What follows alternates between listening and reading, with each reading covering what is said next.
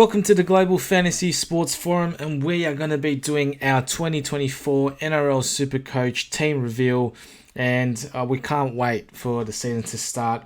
If you haven't checked it out already, we've also done our NRL Fantasy team reveal, so go and check that out. We're going to be doing both Fantasy and Supercoach, also for AFL as well, so stay tuned for all the content. We're going to be tackling EPL Formula 1, which has already gone underway, and as well as the NBA. So lots and lots of stuff to look forward to. We just want to try and build a community here and come together, whether you're an experienced player, if you're a rookie player. We're going to be tackling different topics and questions and go through the hard-hitting decisions that you guys are going to make on a weekly basis. But if you haven't done so yet, hit the thumbs up, like the video, as it helps the channel and the video do wonders and get seen by other NRL fans and fantasy fans alike. And subscribe to the forum if you haven't done so yet, if you're new here. And we're going to be doing lots and lots of fantasy content to come over 2024. But let's get into our 2024 Supercoach reveal. And as you can see here, I've got about 60,000 in the bank. It's probably going to be, honestly, not set in stone. I'm probably going to be playing around with it, based on the team list. But as of right now, this is what I'm planning on putting out. So starting in the hooker's position, I'm going with Reece Robson. And with the Cowboys, I'm thinking he'll hopefully have another strong season. I mean, obviously you have guys like Cookie and Grant that you can go for, but I feel like they're going to be losing a bit of money before they start making money again, whereas Robson from the very get-go I believe will be making some good money. So hopefully Robson will be a good pick there.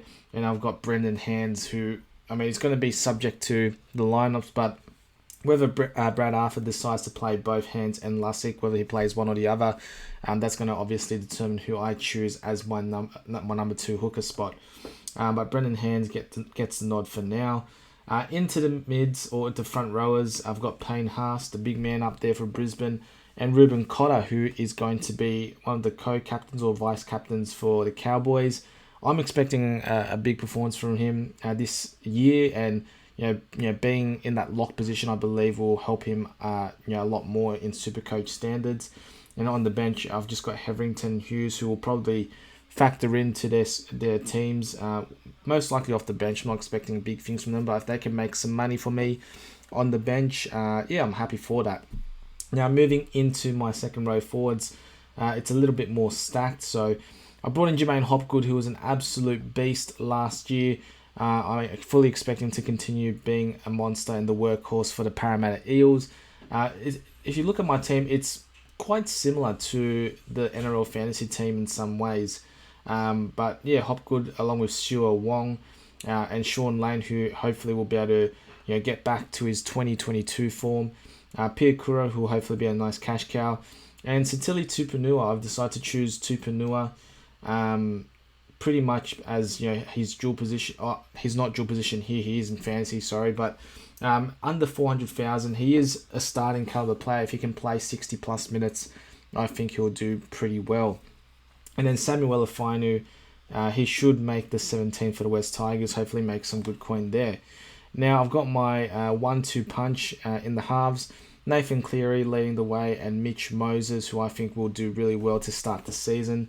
I know people will like to go heavy on the halfback, so I decided to go with Cleary and Moses pairing. Luke Brooks, I feel like a lot of people are looking into Luke Brooks this year, partnering with Daly Cherry Evans. Will he go better at the Manly Seagulls? I think he will. And I like the fact that he's a dual position player as well, being a 5'8" or a halfback potentially. And then as his backup, Kyle Flanagan, at a good price, 310,000, he'll be a good backup to have as well. Now, this is where I've tried to save some money and cut a bit of cost to allow myself to invest elsewhere. We'll see what happens in terms of the team list, but I've got Will Penasini and Tuivasa Sheck has looked good in the trials so far. Zach Labert, hopefully he'll be able to secure the starting centre spot for the Cowboys. And it'll be interesting to see how Drew Hutchinson goes alongside Matt Burton. I feel like at 354,000, it's a really good price. But we'll see again. We can monitor that, and we can always try and change it up if I think there are better options. Ben Trbojevic, he's starting for the Manly Seagulls in Vegas, so that'll be very interesting to see how he performs. Ethan Strange is going to be a very good prospect for me.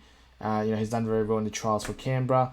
And Dan Jeremiah, I don't think he's going to get much game time, but just somebody to fill out the bench. And then in the fullbacks, I know a lot of people like to go heavy on the fullbacks as well, and really opt for a 1-2 punch there. Latrell Mitchell, I'm hoping for another big season from him. And Jacob Gagai, he's in the squad for round 1. Not sure how many games he will get. With guys like Thompson and Whiten to come back, but at 204 basement price, whether he makes money, if he plays enough games, like 3 games, you need to make money.